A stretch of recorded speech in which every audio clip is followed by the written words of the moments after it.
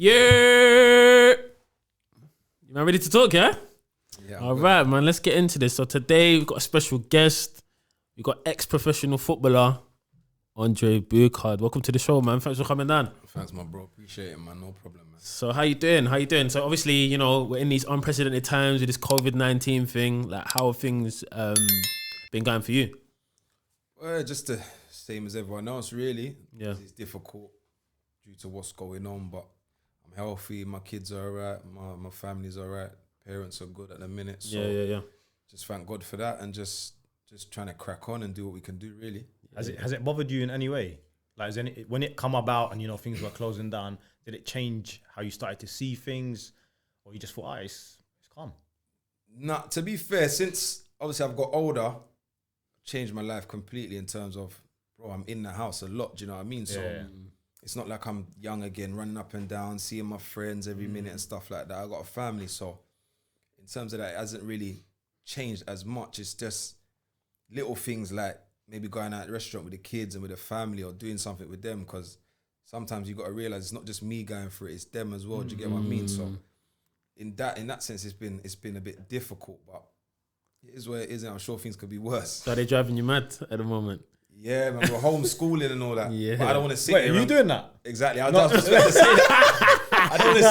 to sit here and go like, it's me doing the homeschool. I'll be real. Like, my missus, she does all the homeschool and everything. Do you know what I mean? So I salute her. Why have you not tried, or have you tried and it's not for you? Well, I'll be real.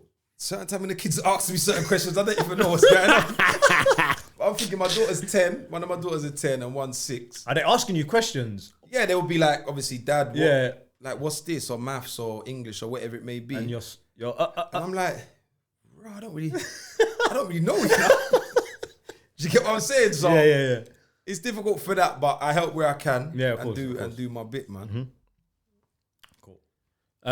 So yeah, let's take it back a little bit. Let's go, you know, back to the beginning of your journey, like right back to the beginning, you know, before you become a professional. Yeah. Like, where did you grow up, and like, what was that environment like?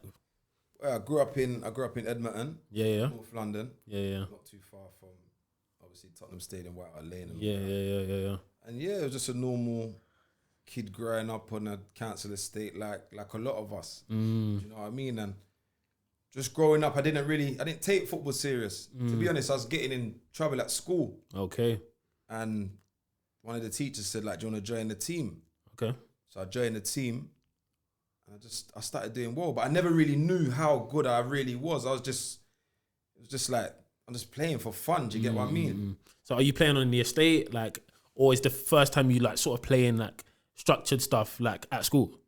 Yeah, well, I was on the estate playing Wembley and all that. Yeah, of course. Yeah, take like 20 man, you're trying to dribble through 20 man and all that. Then you got someone goal hanging, tapping it in and winning. You get me? So Yeah. I was playing on the estate, and then then I went to a little Sunday league team called Winchmore Hill. Okay. Yeah. Went there, and because it was a bit professional there, and there weren't too many black men there either, so I kind of stuck out. Do you know what I mean? Yeah. And yeah, from there, I wasn't even to be honest, I wasn't taking it serious or thinking this is something for me. It was just something to go and do, really, to be honest. So what kind of age is this when you're going to like Winchmore Hill? What kind of age is this? Winchmore Hill when I was 11. Okay. About 11, 12. So at that age, because obviously as far as I can remember being a youth, I wanted to be a professional footballer, innit? I had an older brother who's 5 years older. I was always on in the yard, always on the TV. I wanted to be a pro baller. So at 11, 12, you're saying you're not taking it serious. So what did you want to be? Bro, I'll be real. I used to, I got older brothers as well. So I had an older brother. And he used to teach me how to play. We used to go park. But it was never nothing like, this is what you're going to be. Do you get what I mean? Yeah. When I was growing up, my brother could play ball good. But it wasn't a thing like that. My parents weren't thinking this is a way out, or this night was your books, innit? You got to do your education and get your grades. 100%. I was a bit different. My dad left home, and I kind of went off the not off the rails, but it wasn't easy, innit? So I kind of found it was just something to keep me occupied and something to do. So I didn't really look at it thinking, you know what? Yeah, man, I want to be a professional. Everyone loves ball. Yeah. But I wasn't thinking, I'm gonna make it and play in the Prem. Nah, it wasn't really that. So do you think that your children might have the same or a different perspective on that? Do you think that they might be like, oh, yeah, daddy played ball, daddy was cold, so like, I need to kick ball? Really? Well, I got 2 daughters for one, but one of them did play ball. Yeah. But then one day she just said, Dad, I'm not on it. I just said, cool, no problem. If you're not feeling it, then I ain't gonna pressure you or force you. Do you know what I mean? Yeah. So she just left it, and I just cracked on. Really. Okay. So when do you find out that I'm cold at ball? Like when does that moment happen for you? I think it was when I went obviously secondary school, and there's a guy you might have heard of him, Justin Cochrane. Yeah. Okay, yeah. So he went the same secondary school as me. What a guy as well. Someone else spoke about him. Yeah. Justin, proper people. And even like Justin, like just from when we was young, he's a coach now. He's like England under 16s. Okay. He does the 14s to 16s or 14s to 17s. And just from day, he was always that guy, like just coaching and football, loved the game. So he must have seen me in the playground in school. I was in year 7. He was in year 10 or something like that. But I was a bit mouthy, innit? So he said something to me about football, and I was like, shut up, man, we talking about something like that. And I think we had a school game, so he must have said, you ain't going to score today. But I was confident. As much as I wasn't taking it mad serious, I was confident. Yeah. So I said, no, are you mad? I'm going to score a hat-trick today. What are you talking about? Yeah. So he must have, he spoke to his dad. And where Justin lived was right by the field, by the school. Okay. Literally, you can walk out the house and the field's there. So we had a game. His dad come along. I think I scored 2 or 3 or whatever. And his dad said, like, bro, like, you can play kind of thing. I said, is it? Well, yeah, I know. I think I can play, but yeah, is what it is kind of thing. You get me? So we had the next game, and Justin and his dad sent the scout, the QPR scout. Okay. And he come down and basically scouted me, and from there it was Justin that bossed me in football, bro. I'll be real. Okay. You get what I mean? Shout out Justin, Yeah, man. yeah, Shout out big Justin. him up. You get what I'm saying? So yeah. So when the scout comes over and he's like, oh yeah, like we're interested, like how did that conversation go? Are they like come down for a trial, or like how did that conversation go, and how, like, did you realize the magnitude of, you know, what was about to happen? Well, not kind of, yeah, because I'm thinking, Rod, like, they want me, yeah? Come down and trial and all that. Yeah. So I'll never forget, I didn't even have no boots, bruv. I'm like, I had a mate that lived on my estate, a white guy called Gary. I remember I said, bro, like, man, got a trial, but I need some boots. So wait, in the school games, what are you wearing? No, like, I had boots, but I was thinking, I can't go and try, my boots are looking all clumsy and all that. I go there. Do you get what I'm saying? I said, I'm going to step in and they're going to think, bro, who's this guy? Yeah. Do you get what I'm saying? So, yeah, he gave me a boots. I'll never forget that. He gave me a Mizuno's studs, soft. You remember you used to dub the boots back then? Dubbing and all that. I said, yeah, respect. I went there. Yeah, man, it just worked out. Did your family know about what was about to happen? Or was you just going off with Justin's dad and all that? Yeah, no, they knew that I was going on trial. So obviously I got older brother, he loved football. Yeah. He really wanted to do the football thing, but Yeah, of course. obviously due to circumstances, that wasn't the thing, do you know what I mean? So he didn't really have much of a choice. But yeah, obviously they knew, and yeah, I just went there. And when I started that going on trial and that, I was thinking, rah, I'm better than these, man. I'm all right. Yeah. Do you get what I'm saying? Yeah. But I had that in me. I kind of had that in me, like, I'm better than you. Do you know what I mean? Not really, not being cocky. I just kind of had that inside me. I don't know what it was, maybe from just playing on the block or whatever. Do you get me? I kind of had that. So, yeah, I went there and it worked out, man. It worked out. Yeah, no, that's dope. That's dope. So how quickly do you end up getting signed? Was it like reasonably quick? Like you said, you went there and you just thought you was better than the other players, or was it quite quick? Bro, I'd be real. That was a long time ago. Yeah. So I can't put a number of days on it, but I don't think it was long, to be honest. You know what I mean? Maybe a couple of weeks or something like that. Signed my school boys and just started to crack on and go training like 3 times a week or whatever it was.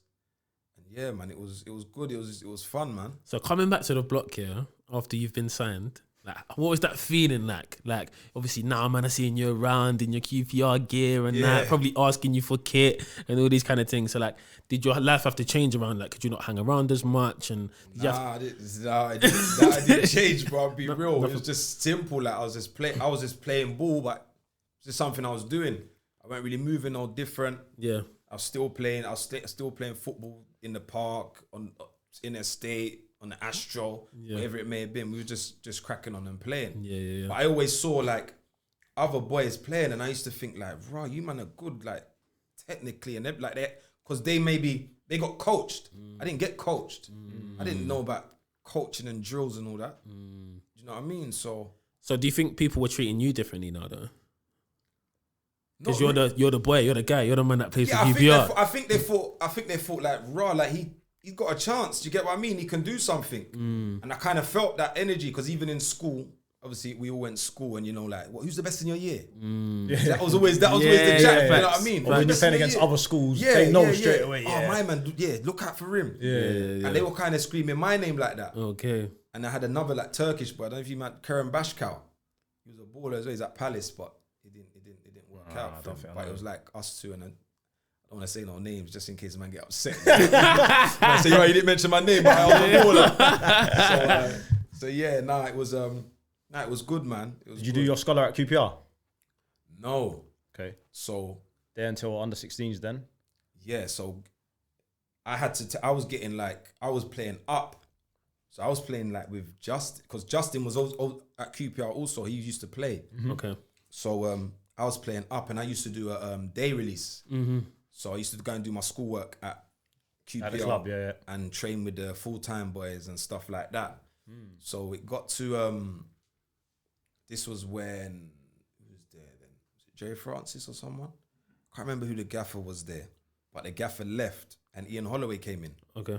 Game over. So they told me that I'd get my pro at 17 with my scholarship and everything. Everything was meant to be set in stone and done. So Ian Holloway come in, and he basically said, yeah, I've heard about this Andre kid. I've heard he's really good, but I need to see him for myself. I'm not giving him his pro. I said, nah, I don't like that. Yeah. I don't like it, because obviously pro, you'd get a little bit more money. I'm saying, bro, I'm on the floor. I need some money, man. You know what I'm saying? You said times are hard. I need some dough. My mum's all there and all that. I'm saying, no, we need some money, man. Yeah. So, so I declined it. But even going back to that, and it's just what people don't realize. I remember up to today, going in, like you wait in the hallway, and they tell you if you got your scholarship and stuff.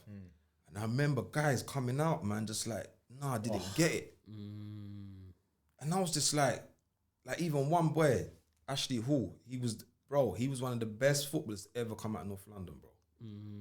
And he came out of the office that day, bro. Said, Andre, I didn't get it. I was like, what are you talking about? You didn't actually stop being dumb, bro. Yeah. Bro, and I'm seeing other guys crying and this and that. Does that make you think? Because you obviously rate him so high. Did you think if he ain't got it, I'm done? Bro, I'm saying, I kind of knew I was getting it, but I thought he was getting it. Do you get what I'm thinking? No way. He so must now you're get second it. guessing it now. Yeah, do you get me? So I'm saying, wait, say I'm going there and give me something like this, man. My dad's all there. The Citroen's all outside looking all mad. I'm saying, this is mad. I was saying, nah, this is crazy, bro. Oh my days. So he come out and he said he didn't get it. I'm like, flipping hell, man. Went in there. Luckily, they've offered me my scholar. But in terms of the pro, what we agreed before, is like nah. So I had a few days to obviously make my decision, or weeks, or however long it was. And yeah, I said like, nah, because I got a phone call on my house phone from David Pleat. Okay. David Pleat's rang me. He was in charge of Tottenham back then. So he said, Andre, like, I've been looking at you from young, and I really want you. Do you get me? I'm like, bro, David Pleat's ringing the house phone. How did he even get the number? This is crazy. Do you know what I mean? David Pleat, like, at the time, he's big. Do you get what I mean? He's massive, bro. Big name. So yeah, he's rang, and I said, all right, cool. But what helped me was a coach from QPR left and went to Tottenham. So I've basically spoke to him as well, and David Pleat obviously spoke through him to me, and he said like, yeah, like they really want to do it. But remember, I've been at QPR since I was like 11 now, so there's money involved.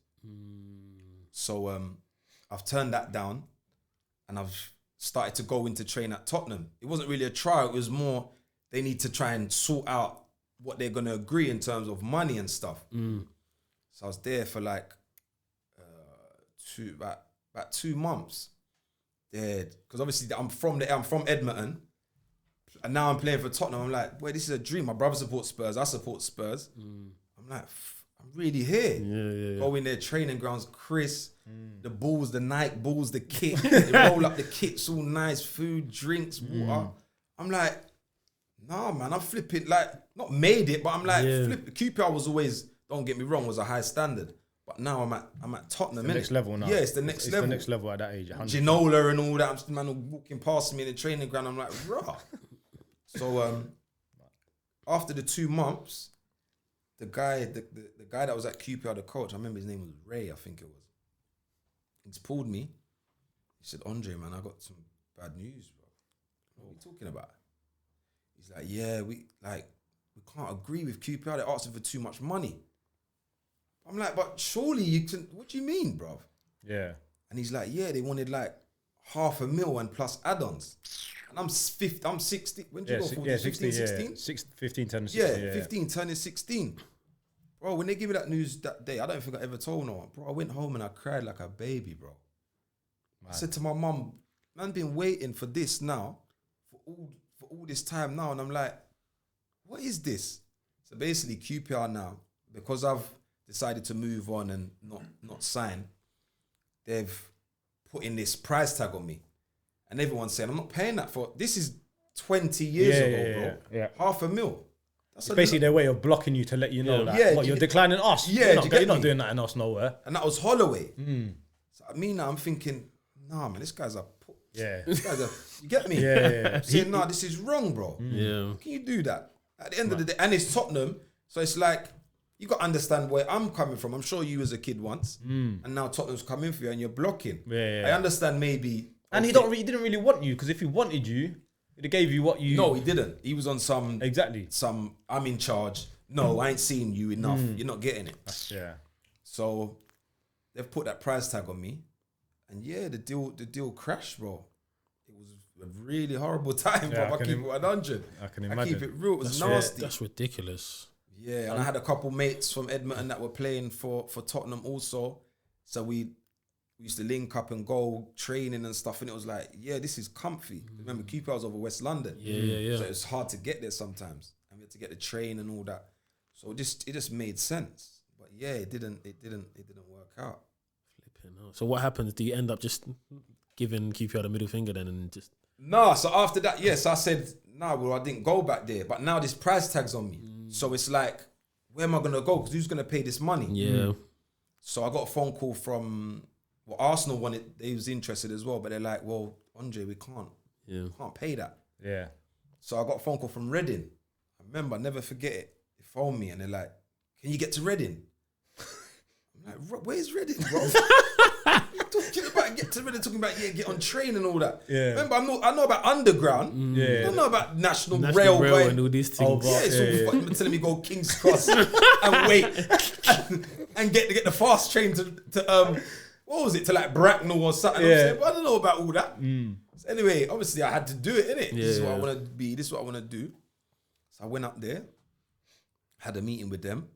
They said, Andre, we really want you and we really want to try and work out something and get it over the line.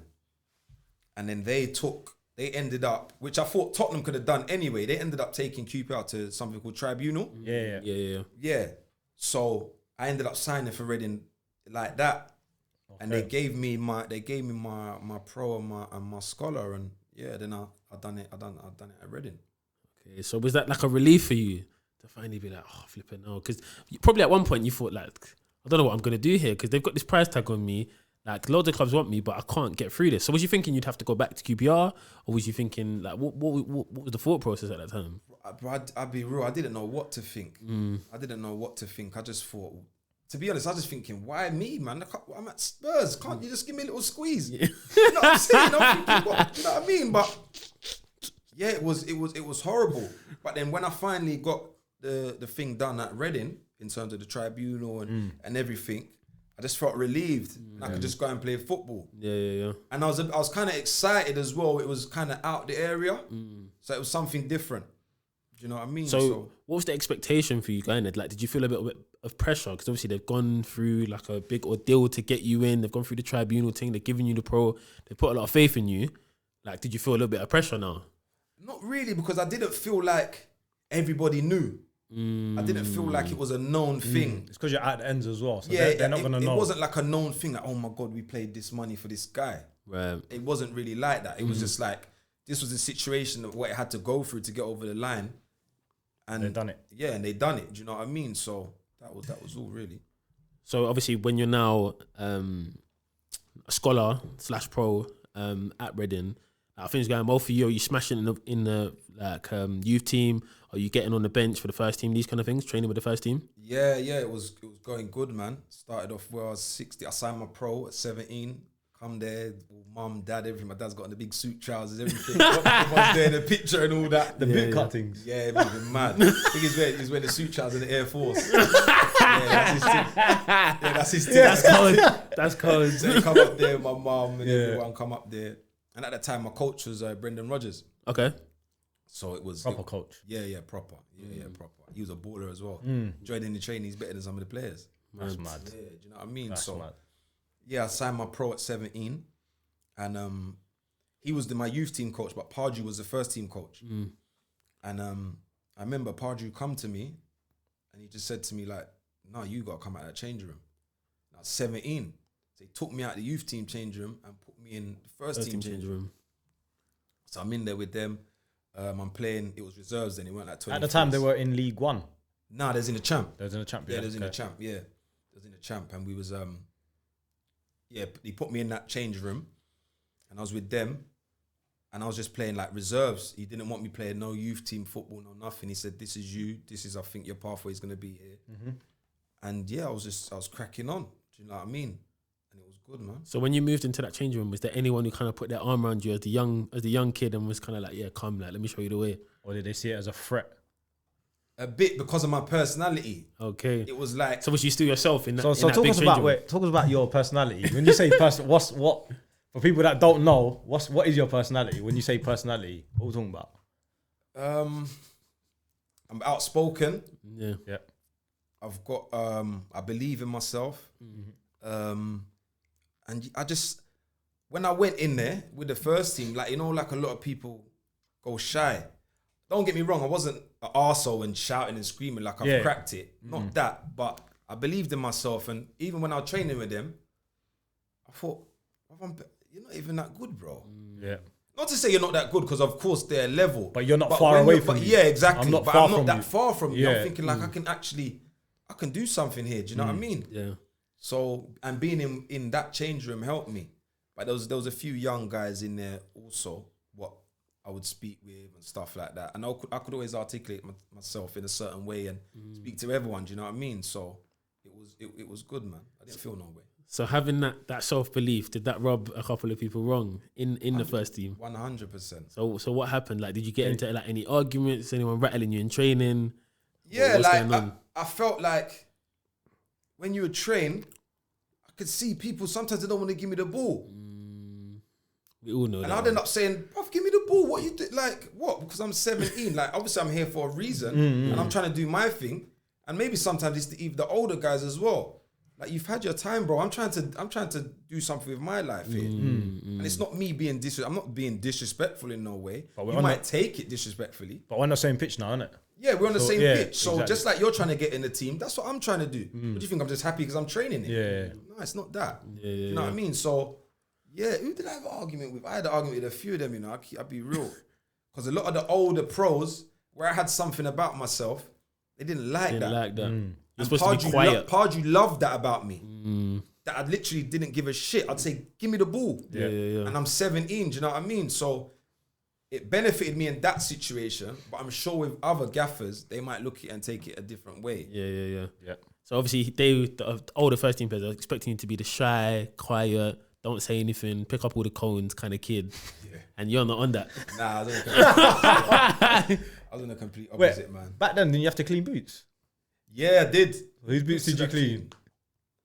Darius Henderson. I don't know if you remember him. Darius Henderson. Striker. Yeah. Big one. Big muscle, man. Just running through brick walls and that, and then ended up playing centre back towards the end of his career. Did he?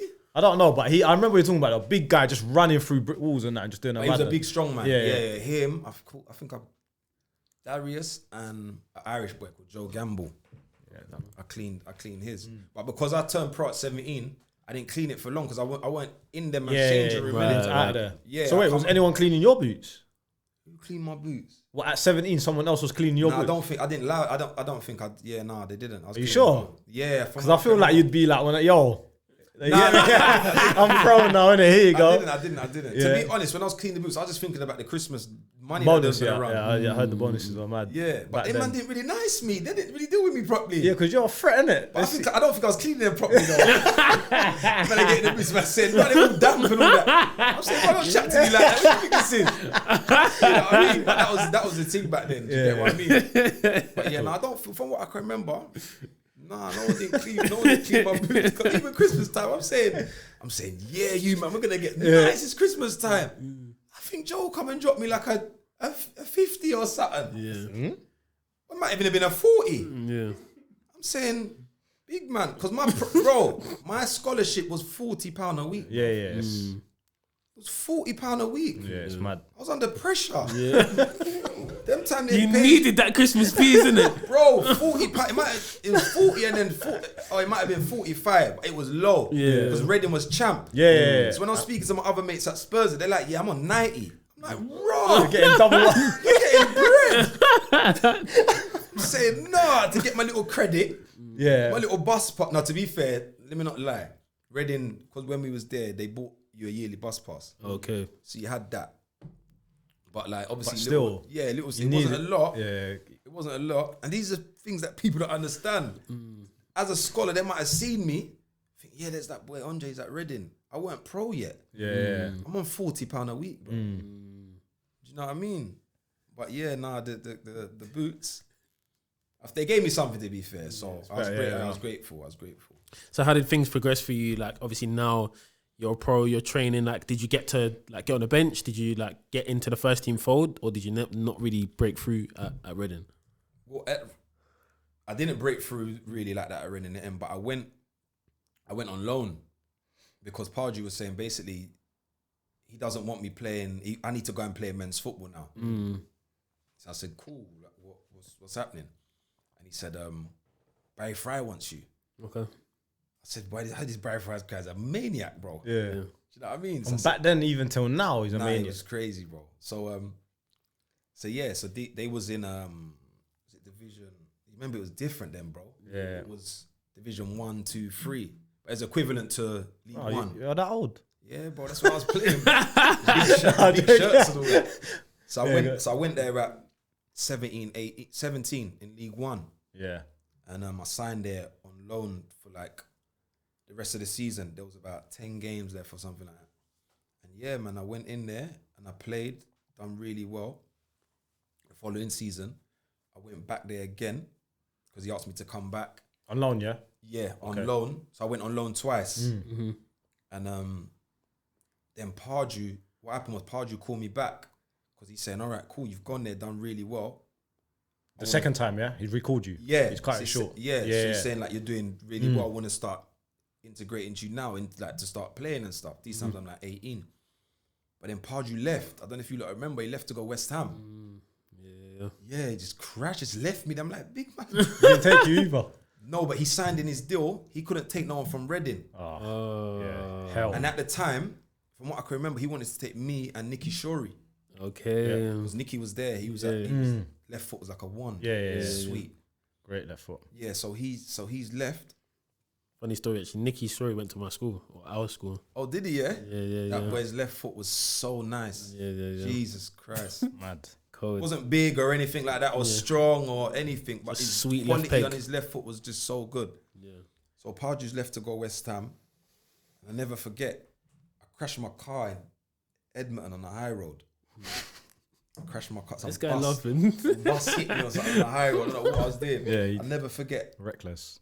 That day, Pardew's phoned me and he said, Andre, you know, I've left, but I want to bring you, but obviously I can't.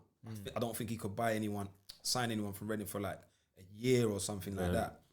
Do you know what I mean? And I went home and I said, Mom, he wants to sign me, but can't do nothing. Yeah, do you get me? So anyway, he's gone. He's Prem now, innit? Yeah. He's gone. He's gone. I spent still down in the jungle. Well, I thought that was the jungle, but I really reached the jungle later still in my career. But yeah, Yeah, and then I come back and Steve Coppell's coming. Okay, yeah. Steve Coppell, and he was a bit of a strange character. You know, like he used to always come and say, "Yeah, I got mates from Brixton and that." He's talking that kind of stuff. I don't really feel in that. Yeah, that's weird. I didn't really like that. Especially when you're that young, you're thinking, what are you on about? And It goes over your head. Do you get me? yeah, And I'm yeah. like, why are you telling me you got mates in Brixton for? What's that supposed Yeah. to mean? I don't understand what you're saying. Yeah. So anyway, I've come back from loan. I've had a successful loan spell at Peterborough. And Coppell said to me like, yeah, you've been doing well, but I want you to go Aldershot. Oh. Aldershot for what am I going Aldershot for? Weren't they like below? They was in conference. So they're non-league now. Yeah, or League Two. They might have been League Two. I can't remember, to be honest. But they were in the division below. Yeah, Peterborough. So correct, you've done well at the level that you played at. Now you want to go down. Yeah. So I didn't really get it. And me and him had a little argument as such. And I'm saying, why am I going there if I've gone Peterborough and done well? It doesn't make no sense to me. Yeah. Do you know what I mean? So, sorry. So, he's basically gave me no choice. He said, well, he's done the power thing now. He said, basically, well, You're going. you're going. You're not going to play. Yeah. I said, this is long, man. Ended up going. It's a waste, to be honest, it's a waste of time. Not a waste of time. I don't want to disrespect it like that. Yeah. It was good in the sense of, because it was a league even below, it was just a swing. It was a fight, bro. And obviously, I'm going there. I'm trying to get on the ball, and because that's how I used to play. I wanted to express myself. But this now is, nah, bro. You got to roll up your sleeves, and really get it going and get them 3 points. Because it's real life around here. I don't know what you're used to, but it's real around here. And Aldershot, I don't know if anyone's played at Aldershot. The pitch is massive, Yeah. and it's on a slope. So it's like you run up some travelator. It's horrible, bro. I'm saying. And if it's wet on a Tuesday night, mate. that's it, game over. So I went Aldershot. I think I was there for about 9 or 10 games or something like that. Come back. And yeah, Coppell. Well, I didn't do great, I'll be honest. I didn't do great when I was there. And Coppell, I come back and Coppell's basically saying like, nah, I'm not really feeling you, bro. Yeah. Yeah, so it was just like... So he let you go? Your contract's run out, he let you go? No, but what it was, now Barry's come back. Okay. Barry Fry. And he said, well, I want to do you on a permanent. Nice. You're buzzing now. Pause. Not really. Why? Really? Because I wanted to go there. Yeah, but I enjoyed my time there. Yeah, exactly. It was good there. There was a good bunch of guys. I knew Barry. Barry was a maniac, but I knew what he was about. Do you know what I mean? So I said, all right, cool. So yeah, went, signed permanent there, signed 2 years. Played the first year. in League One, yeah? Yeah. League One. Second year? Then the second year. Then I don't know if you lot can remember. Do you lot remember the show on Sky One with Peterborough? Nah, Oh, no, I vaguely remember this. I don't know. With Ron Atkinson and that. Vaguely remember this. And Mark Wright. Remember Mark Wright, the Liverpool centre back, the ginger man, the tall centre back. Yeah. He was our gaffer, Okay. but it was like a circus, bro. It was a mess. It was complete mess. Yep. Like it got to a stage, bro. He's telling me don't come in to train. No way. And this is the same guy that started your first game of the season. I'm telling you, I couldn't believe it. Don't come into train. Don't come into I used to come into training, show my face, and go home. What? Just so they'll pay me my money. And he was cool with that. Yeah. Oh my days. So you saw the rest of the season out just doing that? Basically, yeah. Then it just You couldn't get out on loan, nothing come about? No. And then it just to be fair, the second season was just horrible. Yeah.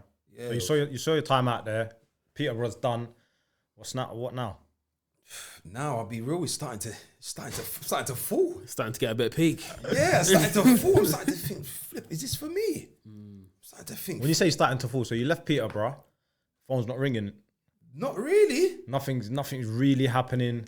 It's not really ringing, bro. I'll be real. So what are you thinking now? Because obviously you're used to earning consistently. Do you know what I mean? You're getting that full-time wage regardless what the payment is. Yeah, You're getting your 100%. money putting food on the table for your family, you're supporting, you're going back home, and Christmas is nice because you can afford to get your parents and all that stuff.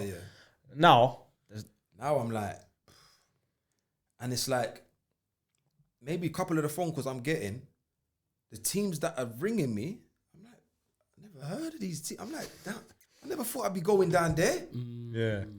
I'm thinking, oh my God, this is getting real. And obviously you guys have played ball, so you know, it's like you got some sort of ego involved as, I can't tell a man I'm playing for them. Yeah. How am I gonna hide this one? Yeah. Or what am I gonna do about this one? How do I explain it? How do I explain that? Yeah, I'm going here. So anyway, a guy, the Kettering chairman rang me. Kettering? Bro, Kettering, bro. I'm thinking, what? Wait. Into Quay. Bro. Kettering from the ends. Remember, I wasn't living in Ends. Oh, okay. I had a place in Peterborough. Okay, Yeah. So from there, it's not... Nah, it wasn't too far. It went too far, yeah. It wasn't too far. So they've rung me. But it's further up. It's near Northampton. Okay, yeah. So they've rung me. And I remember, because I think I went there I think I might have terminated my contract and then went there or something. Or maybe got a little pay up and then went. I can't remember exactly. But basically, Barry Fry's come to me and said, yeah, Kettering, they want to do it and that, blah, blah, blah. I'm like, you gone mad, I'm not doing that. How old are you now at this time? What am I now, boy? I must be about 22, 23, 22 or something like that. Yeah. So now you're thinking at 22, 23. 22, I never... Bro, My career should be kicking off now. 22, I'm thinking I'm on Match of the Day and that. These times I'm playing against a man called Psycho. And I'm saying, oh my God. They've rung me. But to be fair, they've offered me some good money. Yeah. I'm like, raw. Am I going to go on trial, risk going on trial and not getting nothing? Yeah. And these times I've got a house. I didn't have kids. You've set a standard way of living. Yeah, and you've got a kind of car. I've got things. I've got bills in it. I'm living in it. Like I'm fending for myself. And I said, boy, this money's alright. I can't really turn down this money. So I ended up signed 2 years there. Yeah. But I felt like, because it was, and this was the conference north. Oh. This was really low. So you've gone like 2, maybe 3 levels below what you're used to. Yeah. I'm like, Jesus Christ. And you know, like, when you've been playing at a decent level and you maybe get you're like, and I know all footballers do it, and if they don't, they're lying. But they say, I'm gonna go down there for a year and bust it up and move. Yeah. Like you turned into about 3 years, bro. Bro, you couldn't get out. No, but did you actually think that at the time? Did you think I'm gonna go there and do my thing and get out? Yeah, I thought, but I'm gonna go there and just do my thing quickly, bad it up, show man what I can do, and earn my money at the same time, and makes sense. But it didn't work out like that, bro. It was hard work. It was enjoyable, but it was hard. And what was good was it opened my eyes, bro. To what? How football is played down there. It's real. It's literally real life, bro. People are fighting for their life, literally. Because not any lower than that, but any little lower than that, then that's no disrespect, but you're done. It's the end. Yeah. I'm not a striker. I'm gonna bang 30 goals a season. I'm in the middle, looking all nice and pretty. So it's gonna be. So when you go there, are you playing your natural football? Or are you thinking, I actually got to play how these men play? I'm playing my natural football, but it's like, then I'm playing with guys and giving them the ball in certain areas. They're losing it and they're saying it's my fault. I'm saying it's my fault. He can't handle the football. Yeah. But then I had to, I'm not where I am no more. Yeah. So get out of that mindset. You're here now. You're here for whatever reason. You got to adapt to this. So I just cracked on with it. Got my head down. It was enjoyable, man. Yeah. So are you the best player by like a mile at this level now? Because you've just come Footballing wise. Yeah. Footballing wise, on the ball, but off the ball, no. Okay. There'll be guys off the ball that would run through you, tackle. I weren't doing that. But I soon realized later on in my career, you have to do that. In order to have a career, you have to do that. Everything's not gonna. I'm not at Reading no longer, where they're playing out from the back. It's nice. Every pitch is nice and all that. It's no longer there. So you've got to adapt to your surroundings. So what kind of player would you say that you play like? Like what's your style like? What's my style like? Are you asking me? I've never played with you or seen you play. No, I'll say what your style is. But like, who would at that time, not now, at that time, who would you have compared yourself to that was at that time like playing? because the way you play is unique. There's not many man, even till now, that can play. There is one man that I can think top of my head. I'll mention in a minute. But back then, like me growing up, I'd be looking at certain man and thinking, yeah, him. Who was your player at that time? So growing up at 2021, thinking, yeah, watching him, like, this is the guy. Who was my guy, man? I used to really like, it was a different position than me, but I used to really like Faustino Asprilla. I don't know if you remember him at Newcastle. The speed demon. No, we weren't a speed demon. You're right, he weren't quick. Am I thinking of someone else? Nah, you're speaking of someone else, bro. That's really he went fast, no? like that Colombian. Oh, no. I'm thinking of someone else. You're gone. He was a bit lazy with it, like little skills and stuff like that. I used to like him. Obviously, I used to watch a lot of Brazil. I used to watch a lot of Italian football. I don't know if you lot can remember. You lot might not be old enough. Channel 4, the Italian football on Sundays. Go Lazio or whatever. Go Lazio, yeah. I used to watch a lot of that. But in terms of player, who did I? I can't remember. Like Ronaldo, R9 and stuff like that. Watching them. Yeah. But now you're older. Would you still compare yourself to them, man? Or would you think, I never played like them, man? Nah. Who would you say now you play like? Now you've experienced it and played. Because when you're young coming up, you think you play like someone, but really you don't play like that person. You know what I mean? So now do you look back and think, I think now what I've been seeing lately is that Ndombele. That's the guy that I was going to mention as well. Lately. So when I said to you, if I could compare him now, like before Ndombele, I don't think I could compare you to anyone else. That's the honest truth. Some people talk about like, Xavi, Iniesta, but them man don't have the ball roll. No. They don't know. You see the ball roll? He's seen it. When I'm telling him about the ball roll, he's not getting it. He's like, what do you mean? Like, it's just a ball roll. But then he's seen it live and he's like, oh. Now it's making... Them man, no one's got that. That ball roll thing with the sole of your foot. I don't know where I got that from, but that's just playing on their stick. No, it's not. It's not just playing their stick because no other man in the ends does the ball roll. No, but... And we've seen enough man in the end that have gone to the top. They can't do the ball roll. But you know what it was as well, I think? I couldn't use my left foot, bro. Up to today, my left foot's like a plank of wood. And it's like, because I couldn't use my left, I had to start doing certain things with my right to compensate for my left. You get what I'm saying? Yeah, of course. So I think that's so you perfected your right foot. That's how I see it. Yeah. That in terms of I'm not gonna, because some now kids growing up, I think they all say you got to be both footed. Yeah. And I'm a little bit. I've never had a left foot, bro. Yeah, so I'm a little bit like now. Obviously, when I'm coaching and that, if I see someone that's proper bad on their left foot, try help them with their left foot. But I'm saying, you know what? If you've got a good right foot, perfect your right foot, make it so good. No one's ever gonna notice your left foot, and I can guarantee that no one's ever mentioned your left foot, talks about your left foot. No. Because your right foot is that good to do what you need to do. To be fair, no one's ever ever gonna say, but you should have used your left. I don't need to use my left because I'm gonna make it with my right. It's mad, but like I was saying, I wasn't coached like that. So now everyone's doing all one-to-one.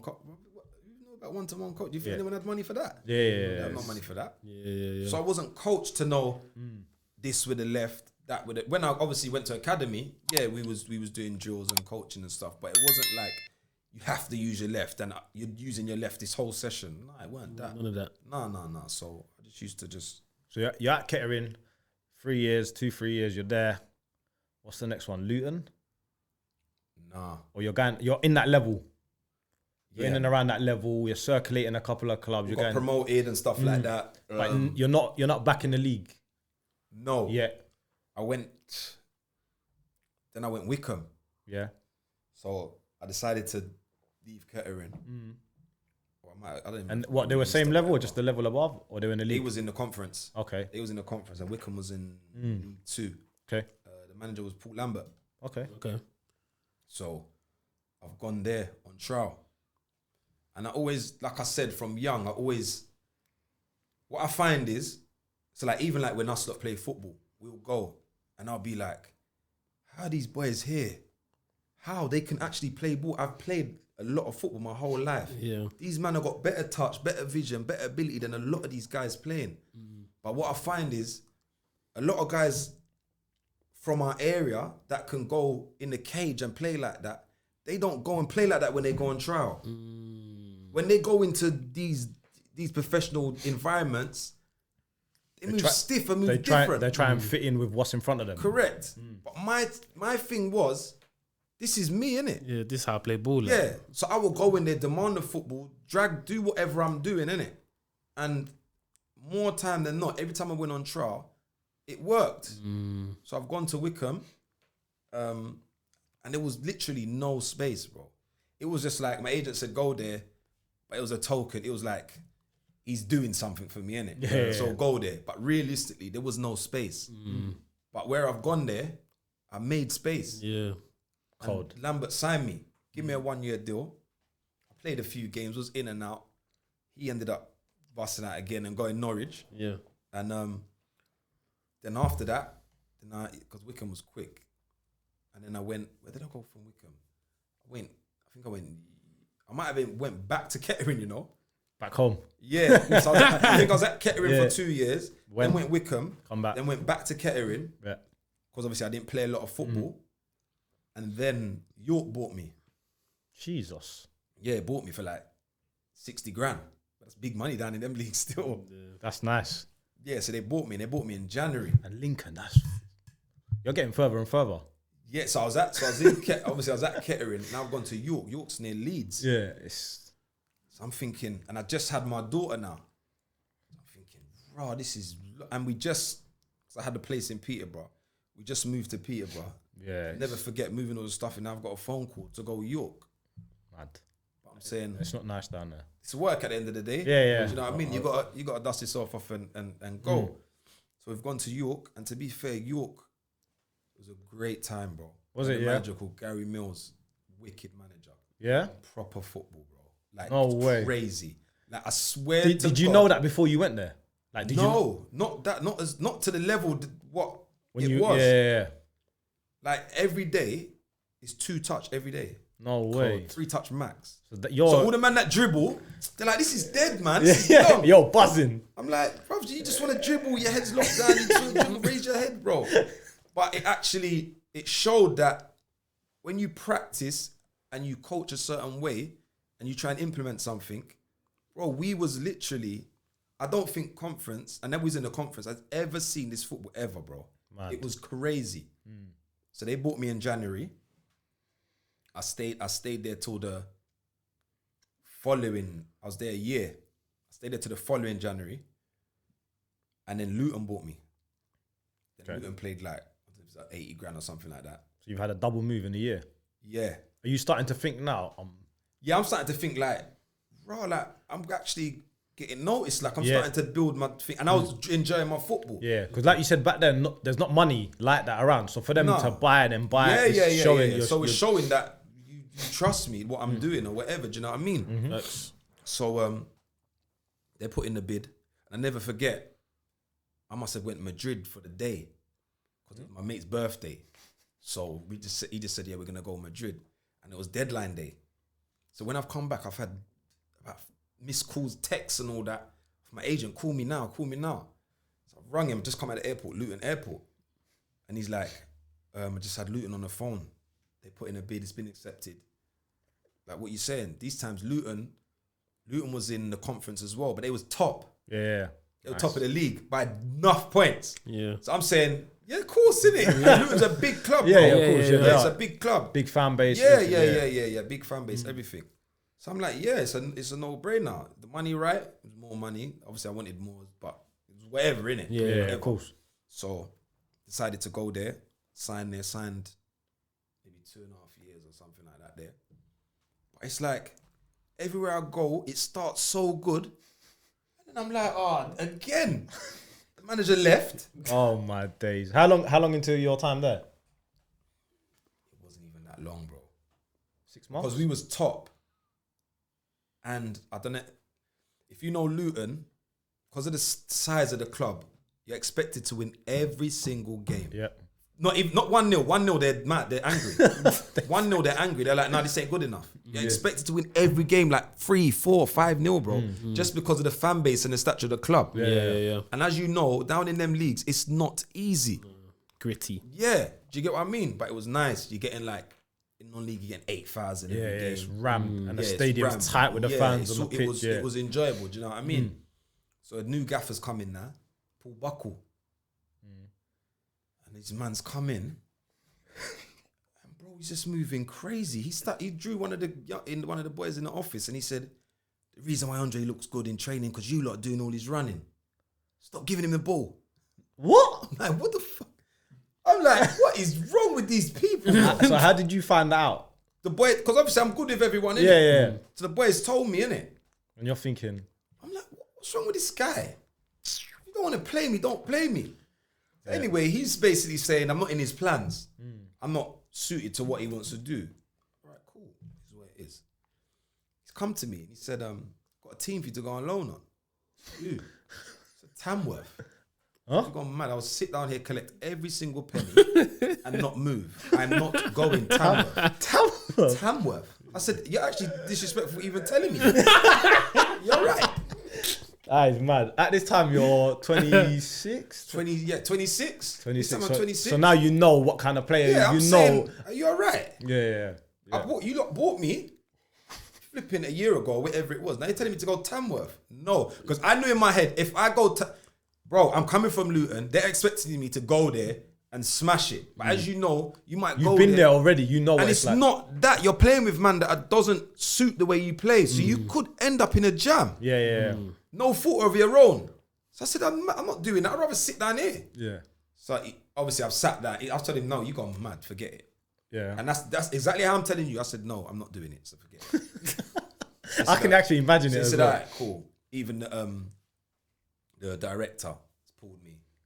Said, you know, Andre, you know, you're getting decent money and you're not playing, and I think it would be good for you to go on loan. I said, listen, I'm not going anywhere. Yeah. Pay me my money. And if you want me to play, I'm gonna do my best or whatever, innit? Yeah, exactly. No Yeah. problem. So Saturdays are coming. These times I've moved my family again. So I've moved my family from York to Luton. Yeah. So my little one and my missus is in there. Saturdays, I'm watching TV like a fan. I'm at home on a Saturday at 3 o'clock. Just chilling. Just chilling. And what are you thinking at this time? Like, how many months are you doing To that be for? honest, I'm kind of numb to it now. It's like, this is just part and parcel. This is just what it is, isn't it? Yeah. Like, what are you meant to do? You've got a certain style of football. If it doesn't suit the manager, it's game over. Yeah. It's not one of them ones where you can be adaptable because it's the way you play. But I don't. In my head at that time, I don't think I was willing to adapt. Yeah. Myself, which is wrong on me. Yeah. Because, like I said in the start of the interview, sometimes you got to adapt to your situation, innit? Everyone's not going to be able to play the way you play. Yeah. Because of the level. And because it's unique as well. It's not, Correct. back then, it wasn't technical. And back at them then, levels. like obviously now, everyone, like, Pep's come and changed the whole world. Everyone wants to play. Back then, and we talk about this like between all the like younger boys, even the boys your age, that if you come up in this generation, you would have hit Prem. You would have been. I'd have a good chance. You'd have a great chance of being in the Prem and playing comfortably. I'd have a good chance to be, because it suits me. It now. suits you Back now. then, it wasn't the thing to play ball. Yeah. Back then in them leagues, their managers are not saying, "No, we're gonna go and bop them off the park." There's no, we're gonna go and smash them today, and get your head bust and get 2 stitches. That's what them man are saying, bro. They said, if you're not coming off the pitch and you got stitches, I'm like, what are you talking about, bro? It's mental. But this was the mentality when I was coming up. It wasn't to get it down and play and technique work and punch that pass. It wasn't that. So, question I've got for you. So, when you're sitting at home on a Saturday, 3 o'clock, you're watching like a fan, are you starting to think, man, like, what could I have done more at Peterborough? What could I have done more at Reading? Oh, I wish that Spurs thing went through. Are you starting to have these feelings, or you kind of just a few times, Yeah. a few times, thinking to myself, only if I just shut my mouth, or only if I just wasn't so out. Because sometimes gaffers ask for your opinion, but they don't really want your opinion. But it's open for everyone to talk. And maybe saying because your of me, thing. I would say something. If I believe something, I'll say it. But really and truly, just shut your mouth. Because It's like they set a trap for you, but you don't know it's a trap at the you time. don't know it's a trap. Yeah. And it's not a trap with every gaffer. But depending on the environment you're in, it could actually be a trap. They'd be like, oh, what's got like, it might be like, how do you think we can do things better? I might give my opinion. He doesn't agree with it, but he's holding that now against me. And it's like, what I'd say to the young youths now, just shut your mouth and play your football. Yeah, and adapt. Yeah, that's it. Just let your football do the talking. So something I wanted to just touch on. What about the international football? Like where does that come in all of this? And while you're at Kettering, are you still playing international football and all this kind of stuff? Was you even thinking about that at that time? Yeah, I got called up. No, I got called. So, because I skipped past it when we were talking about the club. Yeah. So I got, my first game was 2004. I was at Peterborough. Okay. We played, they called me up. They was in England. Trinidad was in England, and I went down there to have a chat with them or whatever. And they said, yeah, like we've seen you and we really like you. And obviously I was young. I had a name for myself. My career looked like it was gonna shoot. You get me? These times I didn't know it was gonna take a nosedive. But yeah, I got called up. I played my debut was against Iraq. Okay. In Iraq? No, in West Brom Stadium. Oh, nice. Okay, Hawthorns, Yeah. At West Brom Stadium, so we played them, slapped them 3-0. And I remember after they were like, the president said, "Yeah, come to the hotel room." I was like, "What? Went to the hotel room, man's give me money and all that." I'm like, "Is this what this thing's about?" What, like cash? Yeah, US. What? I'm like, "What?" I said, "No, I need to stay here.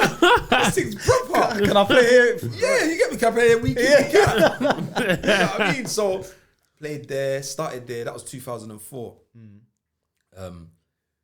Played against Scotland in Scotland, and then started playing World Cup qualifiers. And I played for about just under 2 years. So just before, because Trinidad went to the World Cup. Yeah. They went to 2006 World Cup in Germany. So I played in qualifiers up to that. But what happened was, again, I don't know if you heard of Stern John. Heard of Stern? Yeah. And obviously Dwight York. Yeah. So Stern and Dwight, they were the big boys, innit? So when we go on international, and we had a coach, it was an old coach called Berto Sinclair. Bro, it was like, he's an old man, little small man, but he don't play. So it's like you got to train with your t-shirt tucked in your shorts. Mad. Socks got to be up high. But Stern and Dwight, them man are the big boys. Them man are coming through with the short socks. Yeah. T-shirt out. I'm like, what's going on? So Dwight was in and out. Dwight weren't really on it like that because he was ending his international career on a whole. But Stern's the big boy because Dwight's not that. Yeah. These times I was playing with like Kenwin as well, Kenwin Jones. Yeah. Kenwin was a centre back then. Kenwin wasn't a striker. That's mad. Yeah, Kenwin was a centre back. So Stern used to kind of chat to people in a way. Remember, I'm from England because I'm playing through Trinidad through my parents. Both my parents was born there. Yeah. So I'm playing through my parents. So Stern's not no big boy in England. Yeah. To me. Yeah. From here, innit? Yeah. And the way he used to do with people, I didn't really like it. So me and him kind of caught up in a little argument or whatever it was. And then coming up the last few games, the qualifiers, because we played like Mexico in the Azteca. I don't know if you don't know Azteca Stadium. Yeah, it's crazy altitudes, mad. Played against like Blanco, Marquez. Man are running rings around, man. And all that. It's mad. Like 70, 80,000. You can't breathe. Mad. Yeah. It's like crazy experiences, bro. So I've had the argument with him, and I didn't get picked, bro. I didn't get picked again. So they went to the World Cup.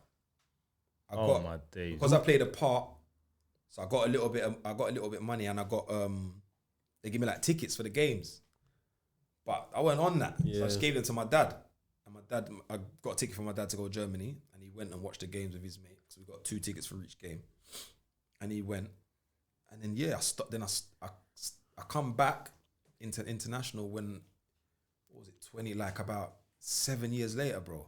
But let's not skip over that. Obviously, you've missed out on going to the World Cup with your nation that you've earned. You've been in the team the whole qualifier. So like, how did that feel? Like just because you've had a passer with my man. It was horrible, man. Yeah, it was horrible. It was like The World Cup, fam.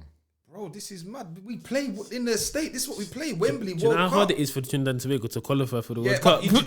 you see another thing like that. People don't realise how difficult it is to actually get to World Cup. Yeah, it's mad. Yeah. You've got to go through a lot of phases, Yeah, bro. it's mental.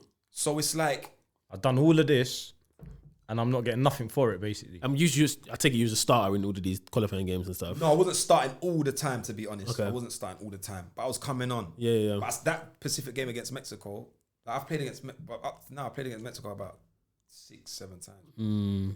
But You saying horrible games? not enjoyable, bro. What, to watch them or Just everything, man. just everything's good? Yeah, Nice. just really good, man. Because it's just a whole different culture and style of play and everything. And you're playing against guys that, to be fair, the level I've been playing at, I'll never get to play against them. Yeah, of course. Do you know what I mean? So it was hard to take. But like I said, I don't know, with football and disappointments, I always just cracked on. It was like, what are you going to do? It's done, innit? So just cracked on from there. So Luton now, you're not playing. It's all a myth. It's all a myth. And now... They're telling me go Tamworth. I'm telling man, bro, nah. If I go there, it's the end of me. Yeah. It's the end. Yeah. So now you've declined. Your contract's running out. You've seen your contract out. No, you're seeing it out. I've got. I think I might have like a year left or 18 months. And Fitz, innit? Everyone knows Fitz. Yeah. Fitz all. To me, if that's my brethren. So he said to me, I don't know, we was talking or something. We was just in the car, we was driving somewhere. And he said something to me. And he said, I'm going to call Keith Curl, man. See if I can get you to train or something like that. So yeah, do your thing, innit? So basically, he spoke to Curly at Notts County. In League One. League One. These times, Luton's in the conference. So you're in the conference, not doing nothing. Nah, dead. He's phoned his brethren. He's phoned his brethren and said, like, cool. So Curly's basically said, like, nah, we're full up, bro. Things jam. Are you in the car when he's made the phone call, or he done it like later on? You know. I think he might have phoned him, he didn't answer, and he maybe rang him back or something. So he's basically said, nah, he's full, like, they ain't got no space, we're not looking for a midfielder. Yeah. Or whatever. So Fitzy said, like, just let him come in it. So I've said, bruv, like, I don't even need I'll pay for my own hotel and that, innit? I'll do my own. Because you just wanted to go and play. Just let me go and train, innit? Yeah. Like, I'm still getting paid where I am. If I go in and I don't get in, I just come back to Luton and sit down, do what I'm doing. Yeah. So it made sense for me. So anyway, they've said, yeah, cool, come up. So I've paid for my own hotel, done my thing. You know when you've gone at this time, by the way, everyone in the end knows Boots has gone to Notts. Yeah. Like everyone, we all know. I don't know if you know. No, I didn't know. But we all knew. Like all the man that are younger, we all going, yeah, Boots is at Notts. This is it. Like we're saying this is it. As mad as it sounds, because we all know that nothing was happening at Luton, regardless if they were top or whatever. And for some reason, we all believed he's gonna go there, and because now he's at his level. Because we like some of us understand football, and we know how he plays. We know him at Luton is a mad thing in itself. You're not gonna sooner or later there's a breakdown somewhere because the way you. So we're not seeing it as Boots he's rubbish now. We're not seeing it as that. We know he's not playing because of the philosophy of what's going on at the club, regardless if they're top, bottom, or whatever. So we're going Notts County in League One. He goes there. He's going to murder. He's going to kill it because we know the ability. Once they see that, and League One is man that can play ball. It's a bit of both, innit? But if you can play ball, there's a space for you.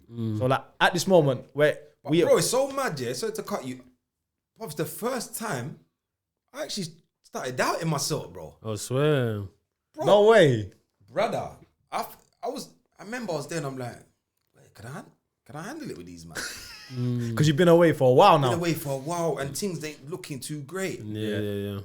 And people started saying, if he was there, basically they kept saying to me, brother, if he was meant to be in League One, you'd be in League One. Or if he's meant to be in the Prem, you'd be in the Prem. And I started to think, could I handle it? I went there. Did you feel a bit of pressure as well that Fitz has obviously gone off his own back to put you somewhere? Nah, not really. So you didn't feel that, not you owed it to him, but like, nah. I need to show that at least I need to go that extra bit to show. Not really, because if he didn't rate the way I play ball, he wouldn't have made the call. That's true, yeah. Do you get what? If I was crap, he's not just going to make the call just as a friend. Yeah, he just longed it off and said, yeah, I rang him, but he didn't ring him. You know Yeah. So, there was no pressure like that. But when I was going there, I actually did doubt myself and think like, can I actually cut it again? Do you get me? That's mad, isn't it? And then I went there, and then I got that feeling back, bro. And I was there for like, but at these times, throughout my whole career up to now I've got a little stigma about me that I've got an attitude problem. Okay. I've got a chip on my shoulder. That sort of stuff. So now this isn't helping me either. So even when I've gone to Notts County now Curly's, they've seen I can play ball. They're like, what the fuck? What's he doing at Luton? And he can't get in the team. Yeah. Because now I'm like I'm bossing the session. Yeah. I'm on trial. I've got all the big kit and all that. Everyone's got the proper kit. I've got the big rubbish kit. Yeah. And then they're like, what's the catch to this? Curly's literally saying, I don't get this. This ain't making no sense. And it's true when you look at it from his point of view. Yeah, he's saying like there's something wrong. Yeah. So I remember Fitz told me I played a game one time, and he said something to me, Curly from the side, and I've replied with something or something like that. And I've said, all right, gaffer. And then he's rung Fitz after and said, yeah, I've seen it. It's that. I can see it. He looked like he wanted to kill me. Fitz is like, what are you talking about? Yeah. Just because you've maybe asked him and he's responded to you, like, but because of what everyone's saying, in the back of his mind, consistently, all the time, he's thinking there must be something wrong. But I've gone there and I've done so well. They've said, nah, I'm gonna sign you, because even all the players that they've signed, I'm doing better than them, and I'm suiting what he wants. He wanted to play proper football. So they've contacted Luton. Remember, Luton's in the conference, you know. And I'm not playing. And now they've said, like, another thing was, they've said we want to take him on loan. I'm like, what do you want to take me on loan for? But now this is basically a 6-month trial. But it is what it is, isn't it? So they've agreed the loan. Luton are chatting crap anyway in the first place, because now it looks embarrassing for them. Of course. You've got a player that's gone on loan 2 leagues above. That doesn't make sense. The season started, but we're top of League One. Man. I've played every game. People are saying, has this boy in Notts County team on loan from Luton? It's mad. And now Luton are losing. Luton's out of they're not top no more. It's getting sticky. So my 6 months, it come to January, my loan's up. Now they're saying they want to sign me. So now Luton are saying, Andre, you can come back and play. No, I do not want Don't to try come it. back Don't and try play, it. Don't try it. What are you talking about? Wait. You see this phone call? Who's the phone call from? The director. So the manager's not. No, he can't ring my phone. Oh, you can't? No, he cannot ring my phone. No Okay. way. So director now. Yeah. So he's basically saying, like, you know, if we can't get a deal over the line, you know, you can come back. And I said, no, I don't want to. What are you talking about? I'm enjoying my football here. I'm playing 2 leagues above. You don't want me. Yeah. What are you talking about? Come back and play. In my head, I thought that was really disrespectful. Yeah, of course. So I was on a thing like, if I come back, I'm not playing. Yeah. Don't care. I'll just sit there and because you've disrespected me at the start. And so now because you see what I can do, now you want to use me basically. No, it's too late. But I went back to Luton for like 2-3 days. But I've pulled him in the office and said, listen, I don't want no trouble. Just let me go and play my football. Like, the manager doesn't want me. Let me go, innit? Cut a long story short, they agreed it, and Notts County paid the money. And I went, Notts County, bro. But that's how mad that's how crazy football is. Because if you go to someone now and you say there's a player, he cannot get in a conference team, the gaffer's telling you, well, if he can't get in a conference team, how the hell is he going to get in League One team? But that wasn't the case because I'd done it. Yeah. That's mad. I've not heard of that. I think that's so important, that we just touch on that, because there's going to be players now, 100%. around a similar sort of age, mid-20s or whatever, 100%. but in the conference, I'm thinking I'm done. Like, I can never play at that level. Even lower than that to even anywhere, go 1 or 2 levels above. Anywhere. And they just think, I can't play there. And there's definitely managers who think, like, if you can't play at this level, then how the hell can you the play majority of managers. That's why, 100%. to be fair, I salute Keith Curl. Because just him doing that's a big risk for him, bro. Yeah, 100%. Because he's taken a player from, I'm not 19, I'm 26 at the time or whatever it may be. Taking a player from non-league that's not playing and signing me, putting me on a loan and then paying money for me. So it's like, with not the greatest history in terms of, people saying your attitude. Exactly. Because nowadays, forget even coming from a lower level. If you've got a name that you've got attitude, no one's touching you. Yeah, 100%. Straight away. Managers are not taking that chance because they don't want that friction straight away. So for 100%. Him to take that opportunity and bring you in, and it looks like he brought you in and judged you solely on your ability. They didn't care what you'd done in the past. Weren't trying to fix you. He was just like, this is him. Is he a good footballer? Does he fit what I do? Bang. And that's what football should be about. And going down the lower levels, like when you're playing, step 3, step 4, if you said to someone about a player, to a Conference South manager, you know what I mean? A player that's playing in step 4. They're telling you forget it. They're telling you forget it, but we're still in non-league. Like, why are you not looking at this guy that's only at 2 steps below to go up? They're saying, we might take him on trial. I've actually gone to the team and we're top of the league. Which is mad. So you've done... So even in myself, it got to a stage, I'm like, bro, this is moving fast. Yeah. Because I'll never forget it. We played Crew away. I was on the bench. Keith Cole didn't even look at me. I'm saying, this is dead, bruv. I ain't going to play it. He didn't even look in my direction. Yeah. But I think we I think we might have drew or lost. He played me the next game at home. I remember it's an evening game. I can't remember who we played. And from there, Well, he just threw you in, yeah, and you just thought, rah. I was like, "Bro, what you putting me in? You flinging me in like that?" So he put me in, and bro, it was just so easy, bro. After the game, I'm like, this is so much easier than non-league, bro. What was I doing all these What years? was I doing down there? It's like a jungle down there, bro. It's hard work, Bro. because remember, if you can play with the football, Yeah. and you got other players on the same wavelength as you, you're gonna find it easier, bro. Yeah. Like even little things. Sorry to cut you. Even little things I'm doing. I don't know if you remember Alan Judge. He's at where's Judge now? Brentford or Blackburn? Alan Judge. What position? Winger, Irish boy. He plays for Ireland and all that. Anyway, Judgy was there, Yeah. and Judgy just shoot from everywhere. So I'll just give it to. I'll give him like a 5-10 yard ball, and he'll slap it in the top corner. Yeah. Oh, Boucaud got assist. I didn't even do nothing. Just gave him the ball. I just gave it to him and slapped it in the top corner. Didn't do nothing. Yeah. So now that, but no one cares because all Nah. it says now, assist. Exactly. Do you know what I mean? So it was good, man. No, so I agree. So I definitely think there's a bit more like, and sometimes I even watch the Premier, and like it looks easy than like some of the non-league stuff I see. Because like I feel like certain men have respect for each other, like as professionals. Like in non-league, a man would just sprint at you, like and just. No, in non-league, they got no breaks. Yeah, like No breaks. Man, just run. Everyone's on fast they'll just run into you. But internationals like that. So international, they'll press you. And if they see that you're crack, you're in trouble. But if they see you can play and handle the ball, all right, cool, you're all right. Yeah. Now we play ball properly. Okay. Yeah. So I just wanted to touch on, obviously now you've just recently, come out of, playing full-time football. And obviously you probably never thought that you would, didn't it? Like, Yeah, bro. coming at 15, you're playing at Reading and all these kind of things. You're playing professionally, you're playing in the league, you're playing in front of all these fans. You probably never thought this time would come. So have you prepared yourself for this time? Yeah, to be fair, I did. I always, later down in my career, I always thought, and whereas my career was so up and down, it was like, nah, man, I can't. I need to do something. Do you know what I mean? So like I went college and uni and done some courses. I went and done like a signalling course for the trains and stuff like that. Done my coaching badges.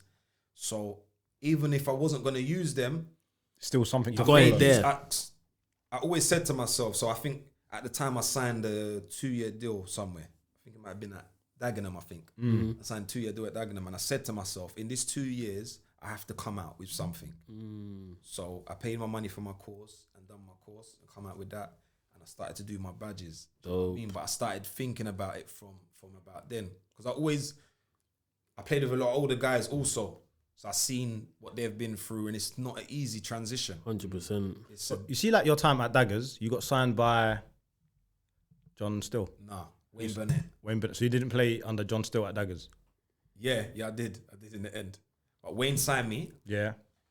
And it was so mad. I played 2 seasons in League One at Notts County, or 3 seasons. And my phone weren't ringing, bro. The season ended. Derry released me at Notts County. Derry. But my phone weren't ringing. I'm saying, bro, what's going on? And then Dagenham rang me and said, you want to come and train? What are you come? You give man a deal. You don't want to give me a proposal. Yeah. Said, come and train. But I had nothing, bro. Yeah. So I went there and trained, got in, because Wayne Burnett, he wanted to play. He wanted to play. Yeah, he wanted to play, so it suited me. And ended up staying there a few years. But then when Wayne Burnett left and Stilly come in, like this is a mad story. So Stilly come in, and I'm thinking, nah, this is long. I'm dead. Because you know about this Still guy. I played against this Still guy's team, and bro, I swear I wanted to take off my boots and go home. It was crazy. What, playing against his team? Against his team was horrible, bro. How he drilled his team. He's a madness. For a person that wants to get on the ball, forget it. That day, no, that man was in my shorts. I promise you, it was horrible. You saying you didn't want to play, but now you're hearing he's back. I'm saying he's back, the big man still. I said, and you're someone that goes against everything he believes in. completely. Like everything that you believe in football, just in general, philosophies, Completely, bro. ability, he is the man that's completely opposite that, all that stuff. So what are you thinking now? No, I'm thinking it's done. And back to the same thing again, innit? I'm You're saying, going to move on and... yeah, it's just long, innit? Yeah. It's just done. And he's come in.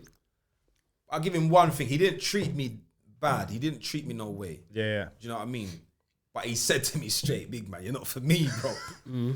Which I got because I know this is nothing. But at least he come and said to you, he's not making excuses. He's being straight up. He was straight. You've yeah. not really had that before. It was But I all think he excuses. was going off what people were saying as well. Yeah. This for the young boys, this same stigma you have of an attitude, you got to realize things what you do when you're young, in football, it will carry you through your whole career. It will stay with you. Even when you change, they will still chat the same rubbish, bro.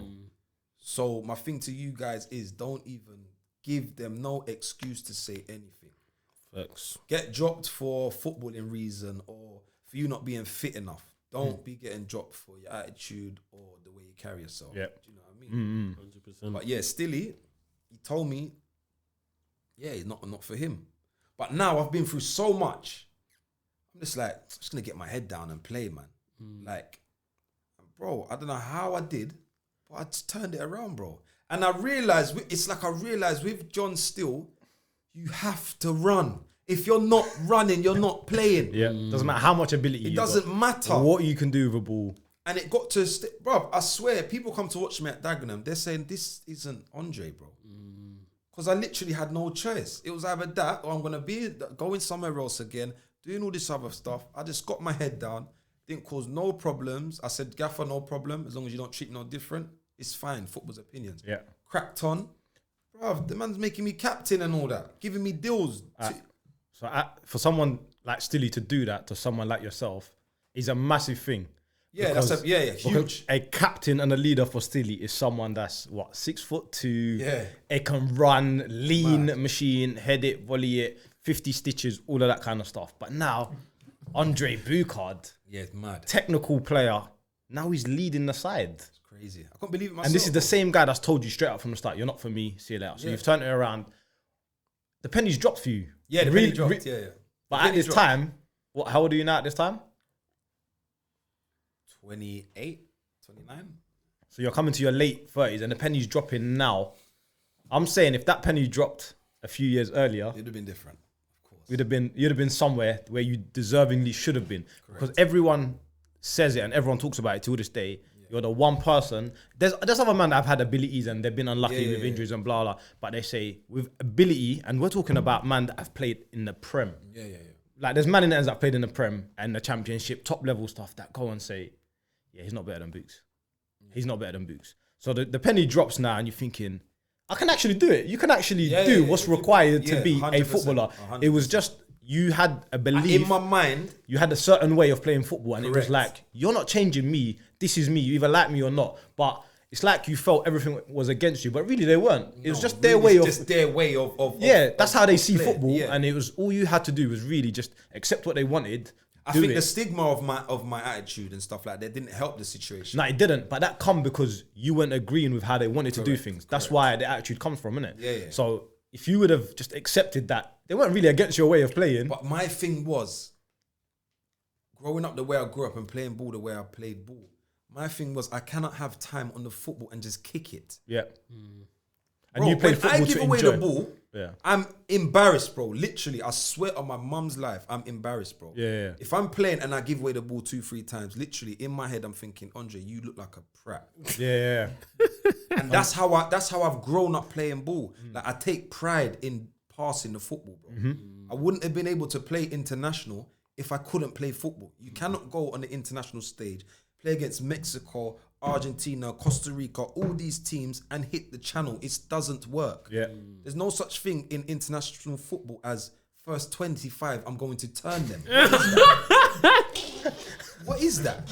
It doesn't work, bro. Yeah, that don't. It's not going to work. No, so that was always my thing. Yeah. But I just come to realize when Steady came, the penny dropped, and I don't know, I just got my head down and just said, bro, like, if I want to prolong my career and play till I'm 35, 36, I'm gonna have to do this. And if not, my team might just fizzle out in the next 18 months. Yeah. And he's the man to prolong your career, because once you're a Stilly player, he's gonna, whether it's with him or send you somewhere else, once you're on Stilly's side. And the thing was, it's actually so strange. I was running, but I was actually playing my football. I was the only one that could go and basically do what I want to do. But because I was working. Yeah. So he allowed you the freedom that you required. Because I had that extra bit about me that I could do a little bit extra with the ball, but I was also working my nuts off. Do you know what I mean? Yeah. So people thought but Stilly lets Andre do that. But that's because the way I carried myself. Yeah. That's because the way I trained. That's because the way when I see him, I tell him good morning and Gaff has a family. Yeah. These things make a difference. 100%. Some people don't. This game is not just about playing football, bro. There's a lot of other things that come with it. You got to be likable. Yeah. The coach is got to want to see you do well. And if the coach wants that, then you're halfway there, because now all you got to do is play football. 100%. So do you regret the penny not dropping earlier? Or do you think, because you probably enjoyed your football more when you did play because you're playing your way. So do you regret, maybe not conforming, or do you think, you're happy with the decision you made and the penny dropped when it dropped? A bit of both, man. It's like, I'm glad all the experiences I had, I wouldn't change them for anything. But I also understand and realize that if I'd done things different, I could be in a completely different situation. So it's like, it's a catch-22. For sure. But I don't think I'd change, because the things that I experienced in my football, money can't buy, bro. Like, yeah, I might have been sitting there now with millions, but I might not experience the stuff I experienced. True. So it depends how you want to look at it, you get me? So just talking about your famous quote. There's heaven and hell in football. I didn't want to go hell still. So explain that to us. No, but you played under Stilly and done what Stilly wanted you to do. No, but you're halfway there. No, you've but opened the door. No, but I always played my way, but I just decided to run. All right, sorry. Explain to people that don't know. You obviously don't know Dom and Connor what heaven and hell of football is. No, my thing was, this is your beliefs, and this is his famous quote that he's because obviously growing up in my area, like where I grew up, football's massive, bro. Like how we play football in our area, I don't know if other areas play like that. We will go to the park with no goals and play keep ball for 2-3 hours. I don't know if that goes on in other places. No, it doesn't. This is what I'm saying. Man will start saying, I want goals, I need keepers and all that. We don't play like that. It's football. That's how we grew up. So my thing always was, this is the way we play. So like I said, when Stilly come in and people are telling me to hit in the channel and you got time, to me, you're going to hell, bro. Because you're not doing it right. You're sinning. That's a football sin. Yeah. That's a sin, bro. You're just kicking it. You're just kicking it anywhere. And in my book, that's the easy option. The hard option is taking it under pressure and trying to find your teammate. So that's what I see. That's like we was playing ball the other day. And someone done something so crazy. I said, in this game, there's heaven and hell in it. And right now, you're going to hell, bro. The way you're playing. But yeah, it's only a little banter thing. Yeah, but that's just how man grew up playing, innit? Like football means a lot, and keeping the ball and playing ball the right way, it meant everything to me, bro. 100%. So just before we wrap up, what's next? What's next for Andre Boucaud? Boy, the retired footballer now. It's hard, man. But I started to do the agency stuff. Okay, dope. So I've been doing that now. Obviously with the pandemic, it's difficult. For sure. But yeah, just cracking on. Got my head down with that. Yeah. And just trying to just give back and help, man, because I know there's a lot of kids out there like me. Like, bro, I'll be real, I had the world at my feet. But maybe the environment I was coming out of didn't help me. Do you know what I mean? Growing up on it, like you can't help where you grow up and stuff like that. But there's a certain way you gotta carry yourself, and maybe I didn't carry myself in that manner that you have to in order to reach to where you need to reach to. Do you know what I mean? So apart from being involved in the agent stuff, would you feel like you could become more involved in football in terms of coaching, managing? Coaching, I don't think I would. Because I feel like because of the experience you've had and doing unthinkable stuff, going from non-league into League One and getting bought and stuff like that. That experience, no one can say they've had experiences like that where they can turn it around, and it shows your character and your personality which is quite stern. And like you said from the start, your personality is, I believe in myself. I know what I can bring to the table. And that's not cocky. There's a difference between being cocky and arrogant and just believe in yourself. Yeah. And that belief you had from young has come out to show at Notts County that, you know what, I believed in myself all them years. Maybe it hasn't worked out, but I've stuck to it, and now it's got me to where I need to get to. So I just feel like with that kind of experience, it'll be valuable to youngsters coming through. Yeah, you're saying obviously the coaching thing's not for you. No, I don't really think the coaching thing. I've done it. I got my badges, but I don't really think it was it was something for me. But it's like when I told the young boys now coming through, I told them, bro, I'm telling you something that I've lived. Yeah. I ain't telling you something that I've read from a book or I've researched. No, yeah. Something I've been through. Do you know what I mean? So I'm only going to tell you stuff that will benefit you. And just before Dom wraps up, the last thing is just talking about like social media. You're not on none of that. I've never been on that. You've never been on that. You're not. I think this is what your first proper. Yeah, I never. Really I would say other than like internationally and stuff like that, doing interviews. Like I've never really done an interview. It's like everyone hears of you, but no one knows your story. If that sounds. You know they don't. So I feel privileged, didn't it, to have that. Nah, I would say like it's the first. You know, like there's a lot of people I spoke to. I said, Books is gonna come on, and they're like, no. And they're like, what? I spoke to Fitz. He said, what? No, he said he's not gonna turn up. So what do you mean he's not gonna, like, you know what I mean? And Baz is saying the same thing. He ain't gonna turn up, man. He'll make something up. I've never really done. It's because, do you know what it is? I've been through so much in this game, bruv. I've played at the bottom. I've played at the top, bruv. In terms of internationally, bruv, I've played against the best players on the planet, bro. And like I said, like, even when I step out there, don't get me wrong, there's 70, 80,000 in there, and there's guys that play for Real Madrid and this and that. But once the game starts, I actually feel like I should be there. It's mad. Yeah. That's mad. That's crazy. I can't lie. Like, I'll be playing, bro. We played Argentina in River Plate. Mad. The game started, and I'm thinking, I'm seeing Messi, I'm seeing Di Maria. Man, I'm like, what's going on? I'm saying, bro, this is real, you know? Yeah. River Plate, man on the fence, some guy mad and all that. But then the game started, they've tried to press me mad. I've done my little drag and I've got out and I'm thinking, bro, you stupid. Do you know who I am? Don't try that. Don't try You know that. what I mean? But like, it gets to, like, I actually think, like, no, like, I couldn't be out here. 100%. And like, if you would have gave them the team sheet and you got my team next to that, you think them man know what team I play for? No. Yeah. But like, I actually believed I should be there and I can play there. And I always felt like I just found it easier, bro. Yeah. For my national team, I was playing in front of guys playing Champions League, MLS, and I'm starting. At the time, I'm at Dagenham playing League 2. And I'm playing and I'm starting ahead of these guys. It never made, and later down in my career, it kind of got to me a bit.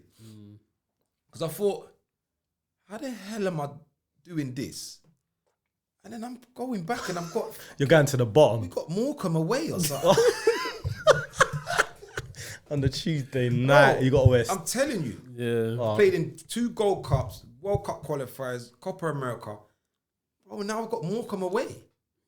No disrespect to Morecambe, but yeah, but still, it's like, there's levels. If you're not mentally strong, you'll go crazy, bro. Yeah, 100%. So how have you dealt with that? Like, to his question, why no interviews? Why no social media? Because you want to share that. Like, come on, you played against Messi, bro. And you know what I mean? You're playing against man and doing things, like, especially in the end. We want to see that because it ends. Us younger man that are coming, you might not realize it. That stuff inspires, man. Like, when we see that, we think, bro. Yeah. But everyone knows, like, what you've done or whatever. But sometimes, I know it sounds mad, but when we see stuff on social media, it's like, rah, he's done this, he's played here, he's done that, like, he's doing this for his career, and it inspires, man. But it feels like you've just kept it. You've kept it to yourself, and it's like, why are you hiding? Like, you should be proud of what you're doing because what you've done. But like I said, I feel like I could have done a lot more. Do you think that's why you haven't put it out? Because you feel like, I can't be, not showing off, but I can't put this stuff out because really and truly, I should have been the guy. Yeah, a bit, you know what I mean? To be honest. Because, bro, the story... Because, to be honest, the love I get in the ends, my career doesn't add up to the... But it's not even in the ends, though. That's across football. Everyone knows. Even man that from not the ends played in the league, they know Andre... like, do you know what I mean? And like you said, the love that you get, it doesn't match up. It's mad. Don't match up with my career. Like, if you spoke to someone, how they made me speak about me in terms of football... I think I played 100 games in the Prem. Yeah. I never touched the Prem. Yeah. Do you know what I'm saying? But I don't know, man. Football's just a funny game, bro. But I'm grateful for all the experiences I had, because, like I said, you could have £1 billion in the bank, bro. You cannot live and see the things that I'd lived, bro. Crazy. Dope. So just one super last thing before we finish is, how do you think the fans would describe you? So if you asked a fan who'd seen you play at any of the clubs that we spoke about, Depends what club. how did this? Say, he's shit. He don't run. He's lazy. Go to Dagenham. He's a machine. I don't know. I think they'll say he's very good with the football. Later on in my career, I think they'll say he works hard. Younger days, if maybe might have said like he don't run enough. That's a fact, innit? Yeah. Like because I was so good with the football, I maybe thought that was enough. Because I was better than everyone else with the football, but it's not just football's not just with the football. Yeah, 100%. Do you know what I mean? So I think they would just say ability-wise, bundles of ability. Really nice guy. Yeah. Yeah, man. And maybe certain teams they'll say, "No, you don't run enough." Yeah. Okay. Cool. But they couldn't question on the ball. No one could. No one could. So that was an exclusive there. Obviously, the first interview with Andre Boucaud. Thank you so much for coming down. Anytime, bro, man. Amazing story. And I feel like we could keep talking to you, for ages. I feel like you've got loads of stories. So much, there's, like I said, bro, like, remember I played the game for 20 years, bro. So it's like I keep saying, I've been up and down, and it's emotional roller coaster, bro. Yeah. Like, and even like for the young boys, people need to realize there's no blueprint to making it, bro. You can go outside and train 20 hours a day. That doesn't mean to say you're gonna make it. So people need to, like parents as well, they need to get that and understand that, bro. There's no blueprint to making it. It's a roller coaster. Everything's not gonna be, your son's this, he's great, he's this and that and blah, blah, blah. Because I've been there. Yeah. No one can't tell me that they had mad more ability than me. Don't get more than that. But I didn't reach to where I reached. So where I was meant to go to. So do you know what I mean? It's a funny game, man. Yeah, it's a funny game. But thank you so much again for coming down. That's been the Detailed on Matt podcast. See you guys again soon. Peace.